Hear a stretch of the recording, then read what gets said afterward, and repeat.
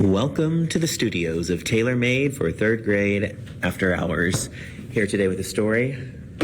Gonna have my good friend Cheddar. Here, come on over to this side. You can come here behind me. Got a story we're reading live on Instagram, just doing it a little bit different today. So my third graders have a story test on Friday. And ladies and gentlemen, I got a confirmation that Reese is watching. Reese, we miss you. Is she with her spoon or is she without her spoon? She probably doesn't have it right now if she's watching me. Anyway, our story is Mama Miti, and our genre test question is biography. And you need to know what a biography is, because that will also be a question. Cheddar, why don't you tell the folks at home what a biography is? Well, I want to see that this isn't our poster. A biography is a story written about a person by another person. Mrs. Cooley's watching. You want to give her a shout out? Hello, Mrs. Cooley. Hello, Mrs. Cooley. All right, Mama Miti, please keep your eyes and ears peeled if you're following along in your story at home. If you're not and you're just watching, keep your ears peeled for these vocab words. Hop on in, Cheddar, and tell me these vocab words. Ceremonies, tradition, medicine, laminating. Oh, the third graders thought it was laminating too. It's tricky. It's lamenting. Lamenting. Sadness. Offering. Mama Miti, Wangari, Maitai, and the trees of Kenya. Some words here. Huh? Mrs. Cooley said hello. Hi. That I really don't know how to pronounce, so I just do my best. Yeah, Cheddar here has a special part he's going to be reading.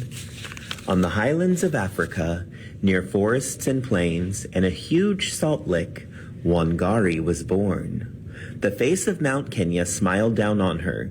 People told stories of how in the old days, sometimes the sun shone too bright, too long, and droughts came. Creatures suffered. Plants wilted. People fought. So the men held ceremonies under the mugumo, the spreading sacred fig tree, and the skies blessed them with shimmering rains to slake their thirst and water their farms. Village elders placed staffs from the tigi tree between angry men, and enemies became friends. Wangari listened to these stories.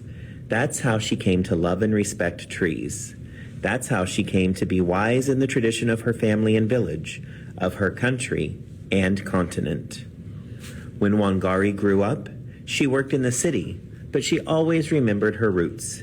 She planted trees in her backyard and sat under them to refresh her body and spirit. Ding, if you're following along. One day, a poor woman came from the Western Valley to see the wise Wangari. Her children peeked out from behind her at the smiling woman in bright blue cloth with squiggles all through it, like tadpoles squirming in a pool. I have too little food to feed my family, said the poor woman. There is no longer a job for me in the timber mill, and I have no other skills. What can I do? Wangari took the woman's hands and turned them over. She took the children's hands one by one. These are strong hands. Here are seedlings of the mubiru muri tree. Plant them. Plant as many as you can. Eat the berries. Taya Nyomba. Peace, my people. Test question. What does Taya Nyomba mean? Peace, people. Peace, my people. The woman and her children returned home and planted trees with their strong hands one by one. In the years to come, when flowering season was over, the family ate the shiny round fruits. They shared with their neighbors who carried home the seeds, planted them, and grew their own mubiru muru trees. Another woman came to the wise Wangari, as poor as the first. This one traveled from the mountain in the south. Her daughters stood beside her, thin as ropes. My daughters and I walk hours every day to find firewood to cook with, said the poor woman. It takes so long, we have no time for anything else. What can I do? Wangari took the woman by the arms. These arms are strong, she said. Plant a tree. Here are seedlings of the Mukunduru. Mukunduri. This tree makes good firewood. Plant as many as you can. Taya Nyomba. Peace, my people. The woman and her daughters planted those seedlings. In time, the trees grew huge with many wide branches. The woman and her daughters cut branches for warmth. They shared new seedlings with their neighbors who carried them home and grew their own Mukunduru trees. Word passed from woman to woman until all over Kenya, women knew about the wise Wangari. They came to her from every direction, one after another, as the years went by. Remember, a biography is a true story written about somebody's life by someone else. Our goats are starving, said a woman from near the northern desert. I have barely enough food to feed my family. How can my husband feed the animals too? Plant a tree, a Murangindi. The leaves are good animal fodder. Plant as many as you can. Kaya Nyomba. Peace, my people. My cows are sick, said another from the savannah. I have no money to buy medicine for them. Plant a tree, a Mathakwawa Athi. The leaves cure gall sickness in cattle. Kaya Nyomba. Peace, my people. That was the remix. Wild animals come in the night and steal my chickens, said a woman from a fishing village. She shook her head in worry.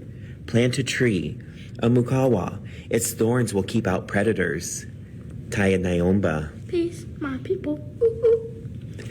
My home fell apart, came the cry of another woman who had come all the way from the coast. We have no shelter. Plant a tree, a mulukakua. The timber makes good building poles. Taya Nyomba. Peace, my people. Ding! Cheddar's mom is here. Wangari told women to plant murigono, whose branches make good stakes for training yam vines. She told them to plant muhudi as a living fence around their animal yards. She told them to plant mugoya, whose leaves could be wrapped around bananas to ripen them. She told them to plant muringa for the pure joy of their white flowers. And when a woman from her own village came, lamenting, vocab word, that the water in her stream was too dirty to drink, Wangari told her to plant mukayu, the giant sacred fig, the drinker of water, which acts as nature's filter to clean streams. Taya Nyomba. Peace, my people. Soon, cool, clear waters teemed with black, wriggling tadpoles, like the ones on Wangari's clothes, like the ones Wangari marveled at in the waters when she was small, when Kenya was covered with trees and animals, when people lived in peace with nature. Last page. Ooh. All over the countryside, the trees that had disappeared came back. Nairobi, the capital city, had been known as Kinwini, the place where there are many Minu trees.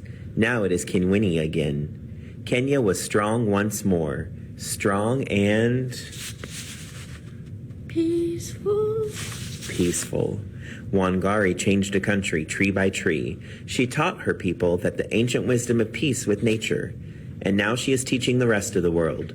She is known these days as Mama Miti, the mother of trees. That is a test question just confirmed. What does Mama Miti mean? The mother of trees. It does not mean the mother of Jim Bob. Oh. A green belt of peace started with one good woman offering something we can all do. Plant a tree. Taya Nyomba. Peace, my people. Bye. Peace, my people. Thanks for joining. Wait, I don't know how to stop it. What? I don't know how to stop it. Oh no. Bum bum bum bum bum bum bum bum bum. Bum bum bum Does bum. anybody know how to stop this? Oh. X. Can we hit, I'm scared to hit the X. We might lose it all. Are you sure you want to end your live video? Welcome to